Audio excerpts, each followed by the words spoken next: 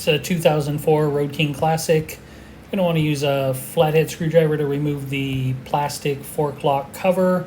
Just kind of put it under there, jam it in, pop it off. That's what it looks like in your hand. Next, you're going to want to take your number 3 Phillips screwdriver and remove these 2 screws.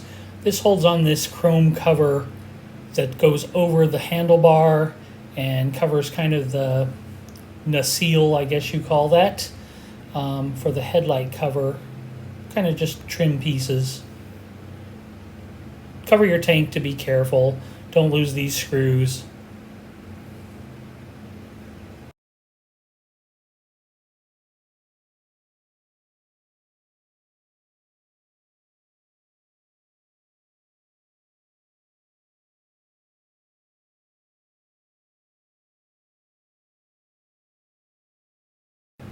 Next, you're going to want to move towards the front of the bike.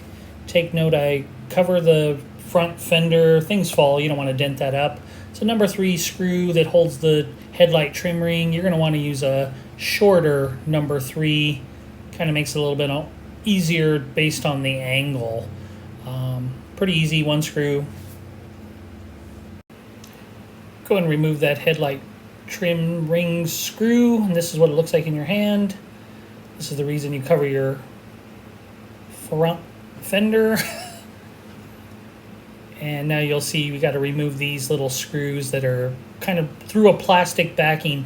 The very first one I pointed at is the one you want to end with and replace first when you reassemble. You'll see me unscrewing these now. Pretty standard stuff. I just kind of evenly work them out.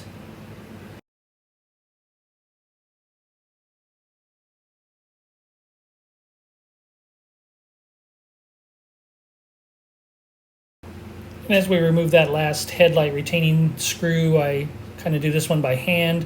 Couldn't really film this with the phone recording this and have the headlight fall out, so I had to cut here and show you what the headlight looks like out. And I'll point at the plug where you plug the headlight in. You'll want to unplug that. This is an LED headlight on this bike. Unplug, very similar. This is what the screws that hold the headlight in look like. Looking inside the headlight, I'll show you the 2 5/16" nuts. There's the front one, real easy to get off. Second one's right above the steering neck, kind of a pain to get off. Again, 5/16" wrench.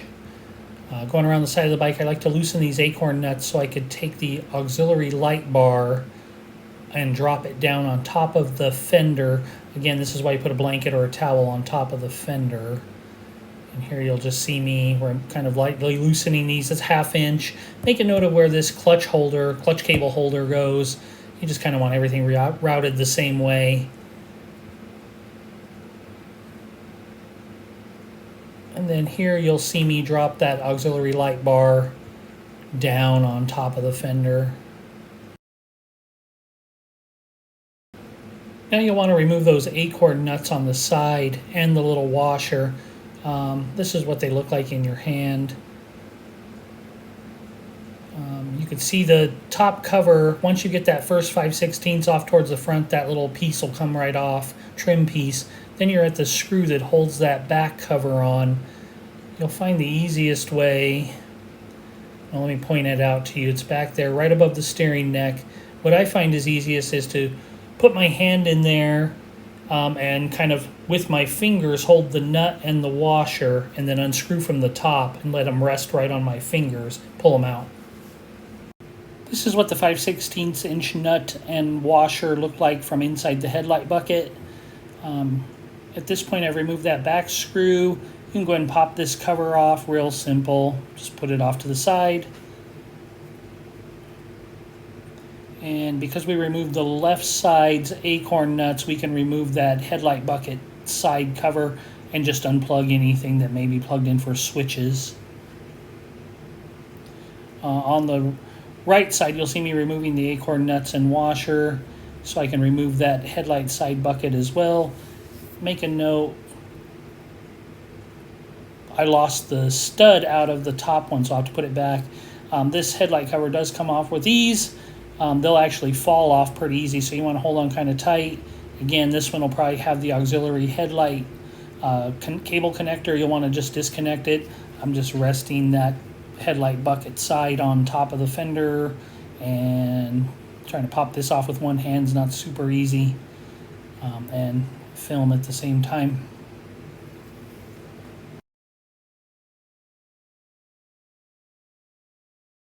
With the triple tree uncovered, you'll see the risers for the handlebars and the clamps, as well as here's the right side fork tube cover. These are just a refill point. Nothing is under pressure here. Check your service manual to make sure you don't have a spring pop out. Normal Harley is 35 millimeter or 1 3/8. I had a 35 millimeter socket that's just too tall and can't get a ratchet on it under the handlebar. So it's 1 3/8 inch wrench, or improvise and just use a crescent wrench if you can. You'll see me putting the crescent wrench on. These are on there pretty tight. First time you break it loose, you will hear it hiss. And I got it loosened up off camera, but you see me just kind of getting some more pressure off of it. Going over to the left-hand side of the bike, do the same thing. This one even had more pressure on it. Had to muscle it off with the good old crescent wrench. Moving to the bottom side of the bike here. Got to lift the towel up, but I'll show you where. It's a number 3 screw. This is a disposable part at Harley. They're only like maybe a couple bucks each. It comes with a nut in the washer. I'll put all of these in the link to the video. It wouldn't budge with a number 3 Phillips or on a ratchet. I had to actually use a vice grips to break it free. There it is there. And just going to go ahead and remove the top fork cover. And hopefully the gasket comes out with it, rubber gasket. Yep, doesn't look like the gasket's coming with it, no big deal.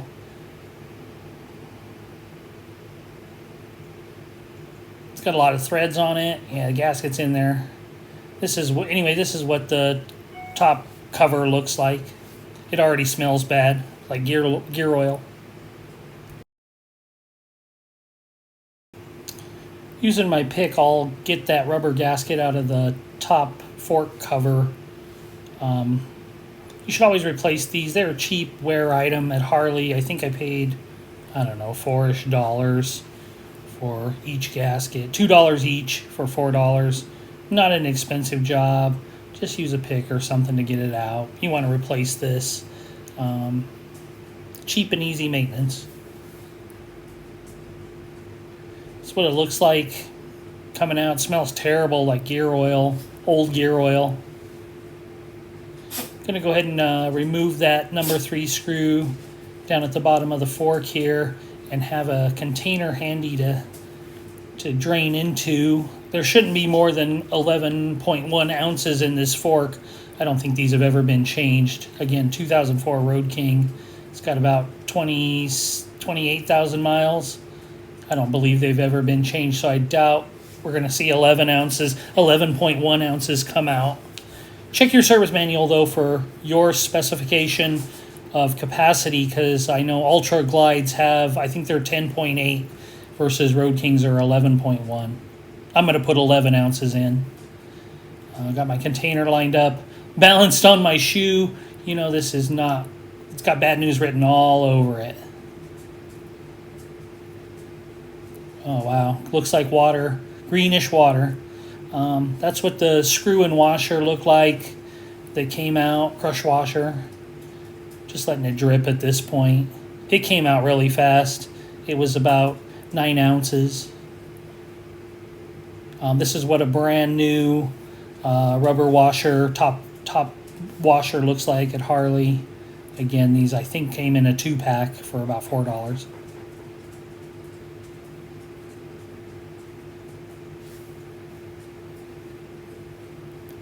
Letting it drain out the final amount.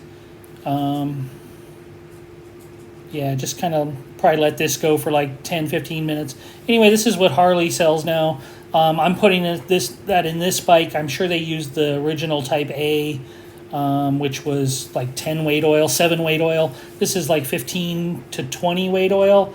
Type E. Note, they're only 16-ounce bottles. not a full quart, so you got to buy two, one for each fork, which leaves you with an extra like 4-ish ounces. That extra 4 ounces, I'm going to take my good old Betty Crocker dollar store measuring cup and fill about 4 ounces of that fluid and flush it through, just to flush out any of the old stuff I can. I don't know if that's actually has any merit or not, but I feel good with it. Again, you don't want to steal these from the kitchen. $1 each at Family Dollar and Betty Crocker. That's the 4 ounces in that. Looks like ATF or NyQuil. The green stuff smells terrible. This has a little bit more viscosity to it versus the old is like pure water. And that's only like 4 ounces in both because I did ultimately spill the old fork oil. Here's the 4 ounces of Type E fork oil. Looks like NyQuil or automatic transmission fluid. Probably more like NyQuil. Gonna flush this through. I don't know if it has any merit. I just feel like it helps remove some of the old fork oil. And you'll see it kind of coming out down below, and as I'm pouring it in the top, it's going to make a little bit of a mess.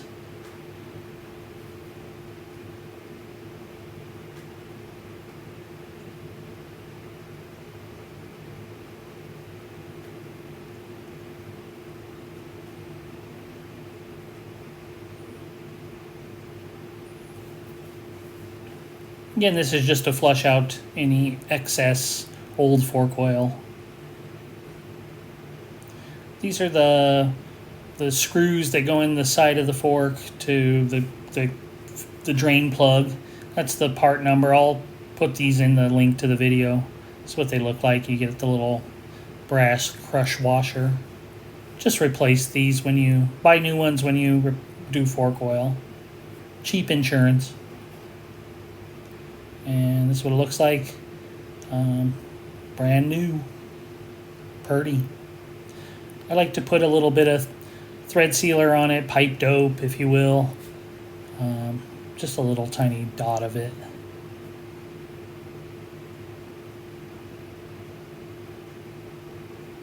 Here it is. I only put pipe dope on the bottom drain plug side and just kind of clean things up and screw it in by hand. I like to kind of wipe things off a little bit. Just makes it cleaner. Start it by hand. Screws, it's kind of tight to do. I'm also not left-handed, so that makes it a lot more fun. Trying to hold the camera and screw it in with the incorrect hand for me.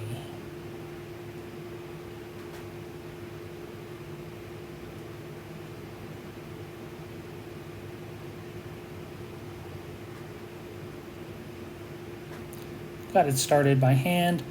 Go over to my little stubby 3/8 ratchet. It's a number 3 Phillips head again, and just snug it down.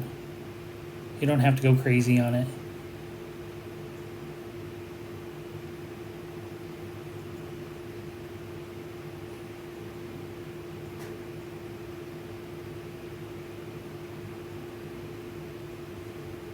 And just kind of clean everything up.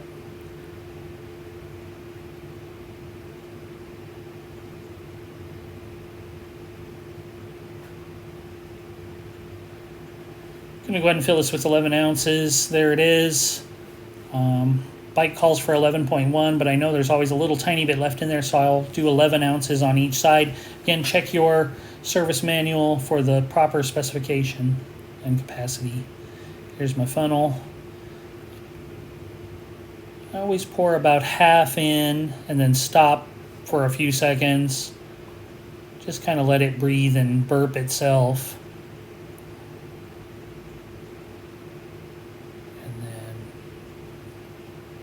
Go for the rest of it.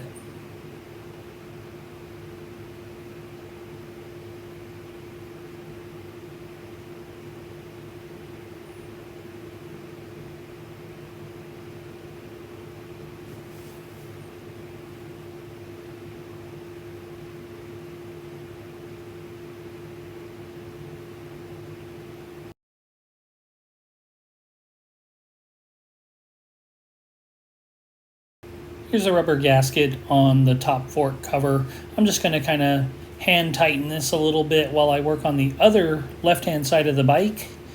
And now you see me on the left-hand side. I got to break that number 3 loose. It also was super tight, probably never been changed. Put the vice grips on it and it made short work. Just one little twist, and then I was good to use my number 3 on a ratchet and break it almost all the way free. I do leave it just almost at the point of falling off, so I can remove the top lid or the top cover, and then when I open this up, all the fluid comes out pretty quickly. Here you see me going to the top cover. I had broken it loose earlier, so you can see me just unscrewing it by hand at this point. These things you'll notice when you're doing them by hand, they have threads forever. It feels like you're unscrewing it forever.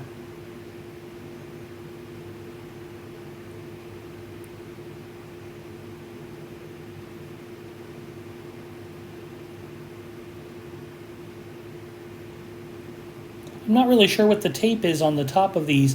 I don't know if they're just something to protect them from Harley.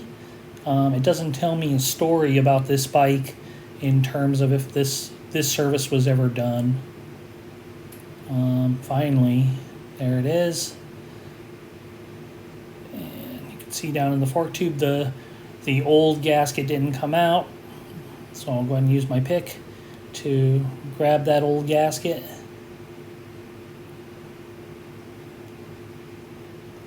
Throw it away.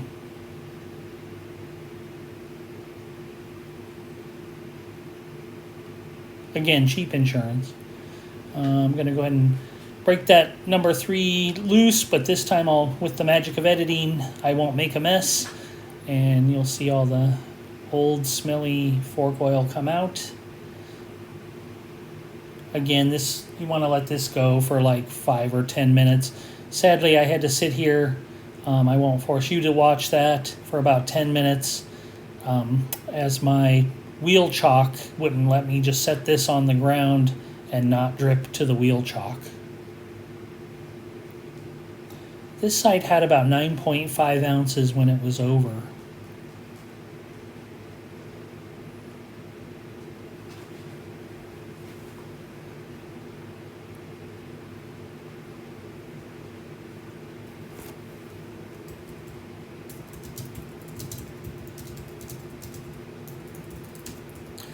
And then I'm going to go ahead and put my 4 ounces in. I put the number 3 back in just hand tight. Put my 4 ounces in to kind of flush it. Draining out that extra 4 ounces to kind of flush that fork out. I just think it's a good idea. Do whatever you like here, but I don't know. I've always done them this way.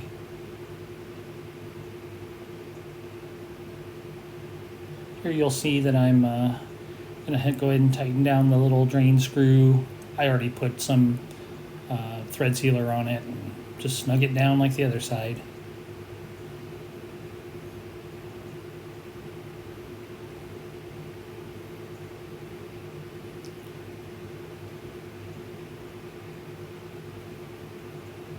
Just kind of wipe everything off, get all the excess off. Otherwise, at first ride on the bike, it's all going to blow back. Stuff's kind of watery.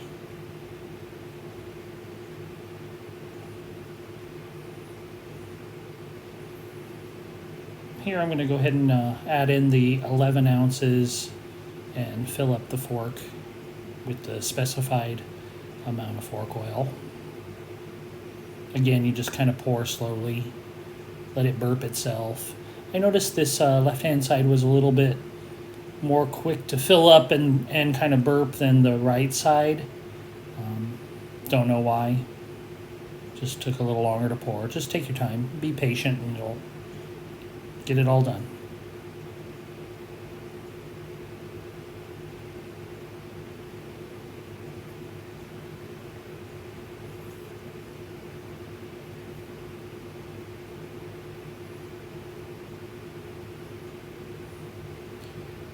And I'm back on the right side of the bike, and I'm removing the top cover again because I'm going to get on the bike. I can't film this. Hold the rear brake or the front brake and push the bike up and down a little bit slowly on the fork to just burp it.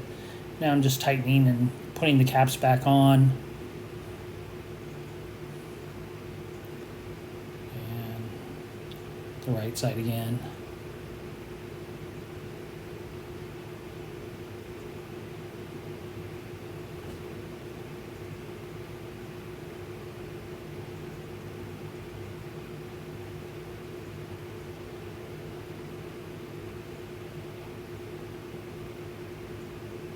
And take the old Crescent Wrench and just tighten it down. I think the book said 25 to 27 foot-pounds. Of course, I can't get anything in there with the socket without removing the handlebar, so I'm just going to feel it.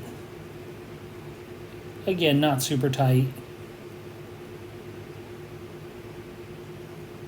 This is the left side headlight bucket. Going to go ahead and get that back on there. Start the acorn nuts. Just loosely holding it on. Again, make note of the clutch cable holder. And here's the right side of that bucket. And this side I do need to attach.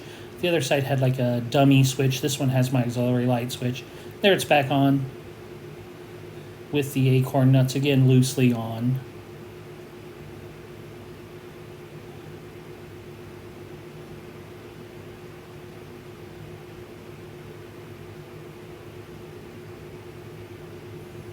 Still got to put the top cover, that little trim piece and cover.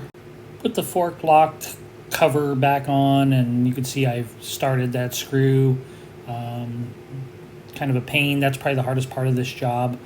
Go ahead and get some screws in that cover there on the front by the barrel lock just to get it started. And you'll see I'm going to put this other trim piece in, the last trim piece on the headlight bucket. And both those screws are both those nuts are 5/16. Front one's real easy. Headlight I've gone ahead and plugged back in. You can see it sitting on the fender. These are the screws again to start putting them in. You want to start with the last one you took out, which is at the 1 o'clock position. Call that right there.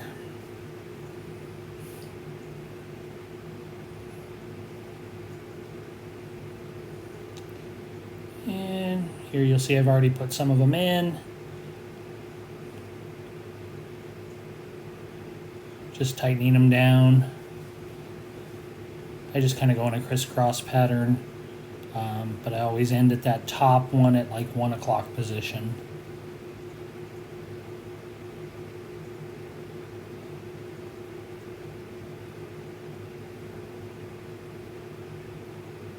And here I went ahead and put the auxiliary light bar back up on the side with the acorn nuts and test the lights out. I like to do that here versus putting everything together to find out something's unplugged.